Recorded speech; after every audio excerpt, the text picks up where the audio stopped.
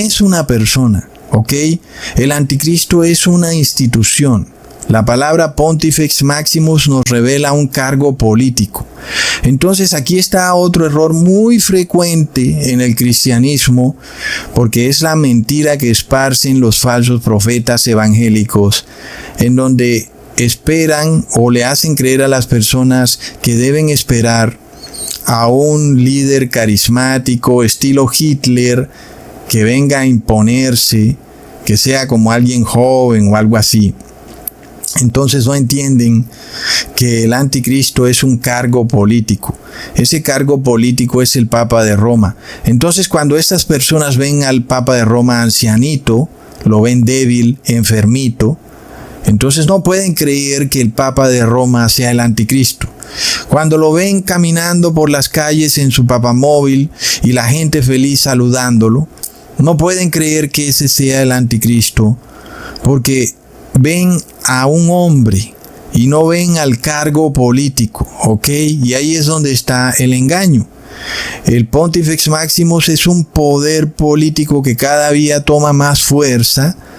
Nosotros cada vez que veamos decretos religiosos que empiezan a pasarse, no solo en Estados Unidos, sino en el mundo entero, debemos saber que el poder del Pontifex Maximus se hace cada vez más fuerte.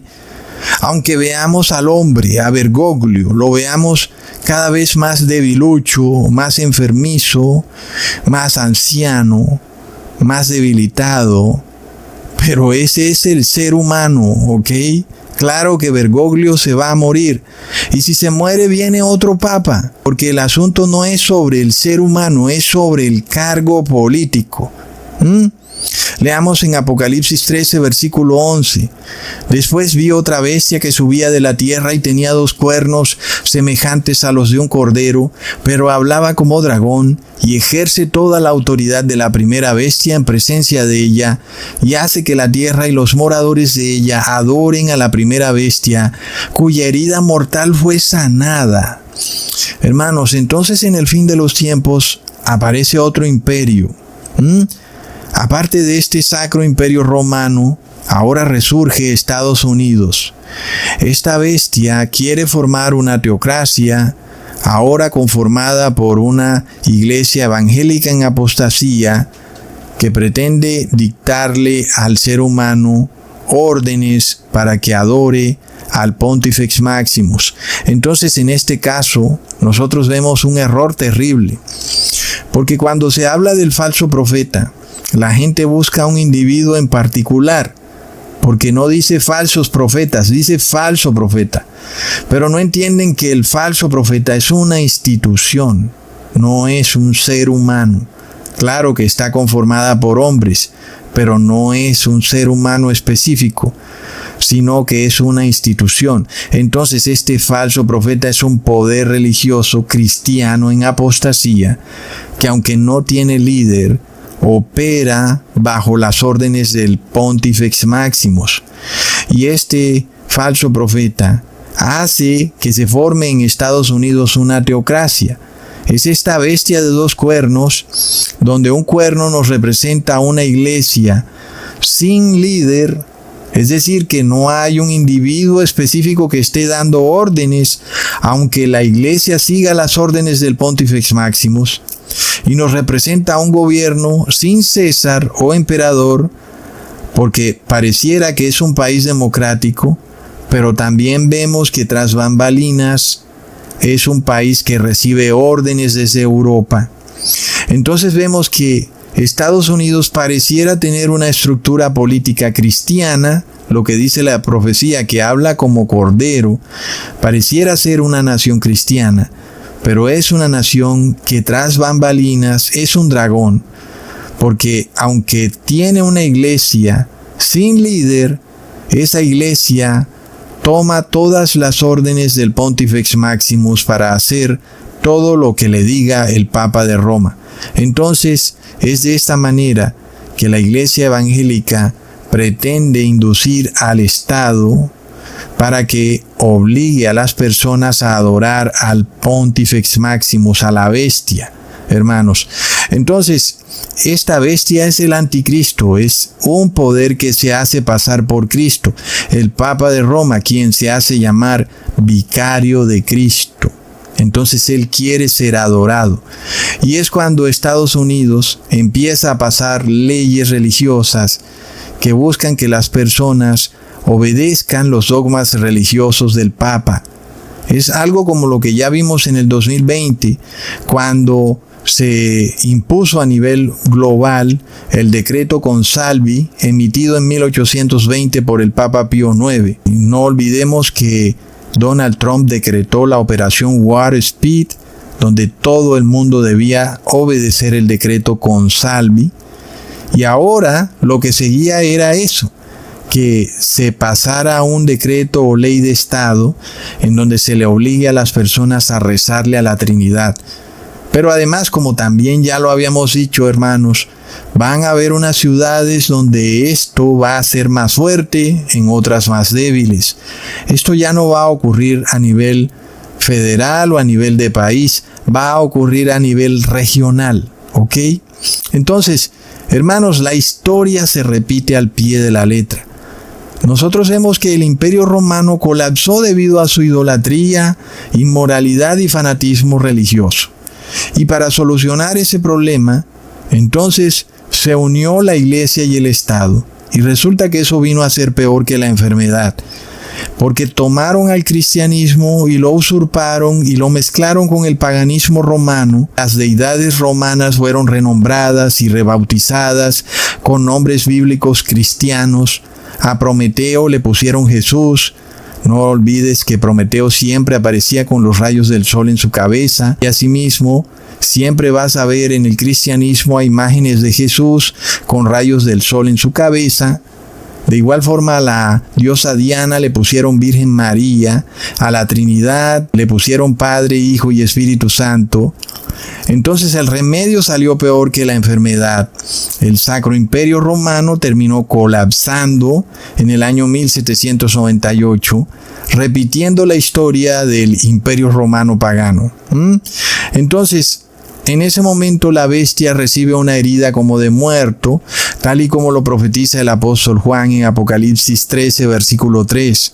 Y vio una de sus cabezas como herida de muerte, pero su herida mortal fue sanada, y se maravilló toda la tierra en pos de la bestia. Entonces, volviendo al tema de las 7 cabezas de la bestia, que son 7 reyes, pues ya el apóstol Juan había dicho que para el año 95 ya habían caído 5 reyes. Es decir, que por descarte ya tenemos que sacar a esos 5 reyes para saber cuál de las cabezas fue la que sufrió la herida mortal. Pues no pueden ser los 5 reyes, porque ya 5 han caído.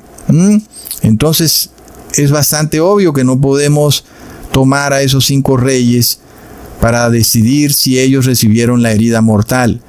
Luego sigue el 6º rey, que era el que gobernaba durante el tiempo que estuvo el apóstol Juan en la isla de Patmos, que era el César o el emperador.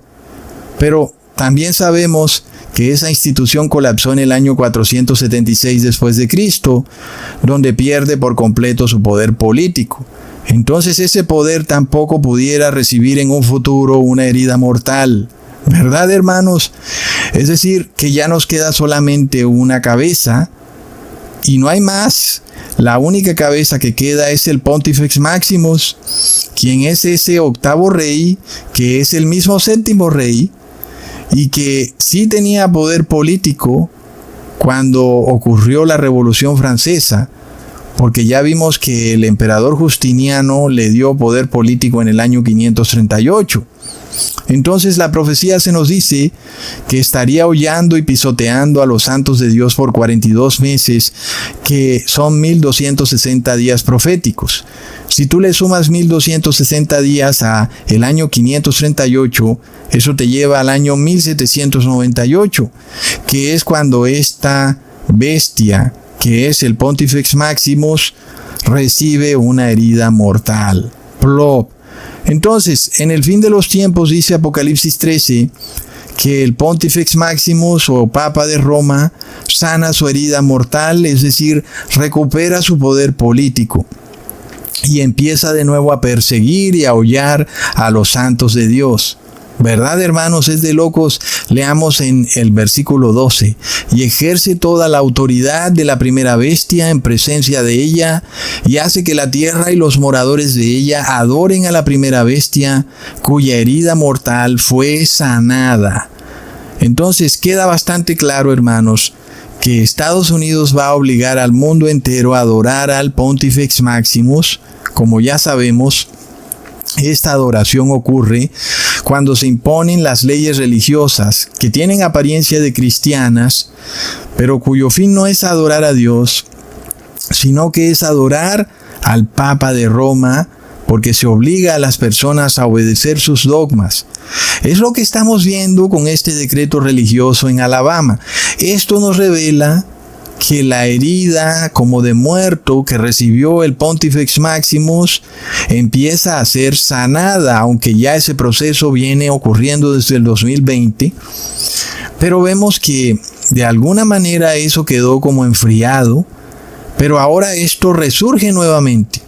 Ya vemos qué es lo que pasa con esas escuelas que se rehúsen a adorar a la Trinidad en sus atrios, pues van a recibir una mordida de la bestia, del Pontifex Maximus, les van a quitar el financiamiento y hasta ahí llegó la escuela. Lo vemos, hermanos. Entonces el Papa de Roma empieza a sanar su herida porque ahora tiene un poder judicial.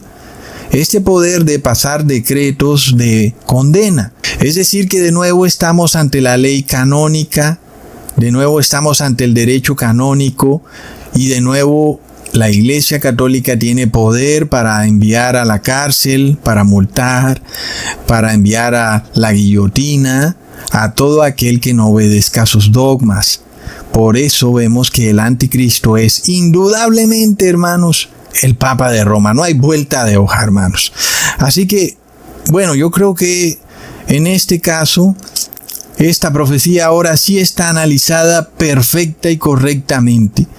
En el pasado ese análisis todavía tenía como unas pequeñas cascaritas ahí que no estaban solucionadas, pero en este video lo hemos solucionado por completo.